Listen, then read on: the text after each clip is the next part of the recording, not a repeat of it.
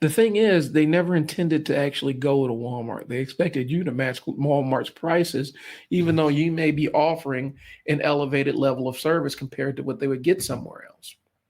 So I think it's one of those concepts where, you gotta, if you don't know what your value is, people aren't going to give it to you.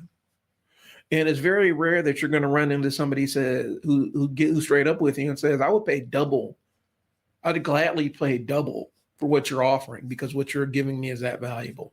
You're blessed when you interact with those kind of people that are shocked by how low your prices are and say, "I would pay more for this," because they're giving you a signal like your services are worth more than what you're asking for.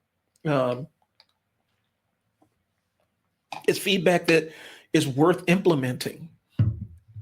But you never want to be in that. You never want to be in that Groupon place.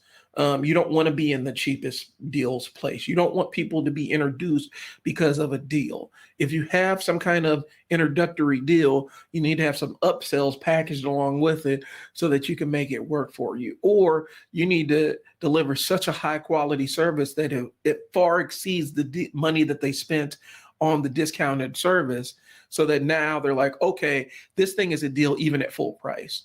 Those are the considerations you need to have when you are leading with one of those loss leader kind of deals, where it's like, I'm going to lose money on every client interaction up front, but I'm going to make money on the back end. You have to figure out how you're going to convert those clients. And so I would not recommend doing leading with the discount unless you have some strong conversion, a system in place to convert, one-time clients into recurring clients.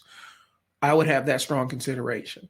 But up until that point, when somebody's asking you, if they come to you asking you for a degraded version of your product or service for a cheaper price, say no. Freelancers specifically, have your price in mind and don't back off of that price.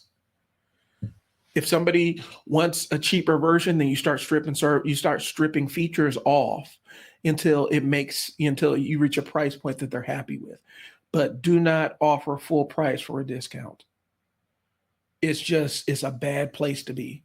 People that are on Fiverr constantly live in that kind of hell, where they're competing with not only they're basically putting in competition with themselves. They're bargaining against themselves because you got a bunch of other people in that marketplace offering similar services. And the entire concept of Fiverr is cheap and fast. And there's not a heck of a whole lot of room for premium in that space where it's cheap and fast. The people that can offer premium are the people that were in early. The people that came in early and have the big names on Fiverr, and if you use Fiverr, you know what I'm talking about. But the people that have the longer term more customers, more clients, more experience on the platform, they can offer more premium services.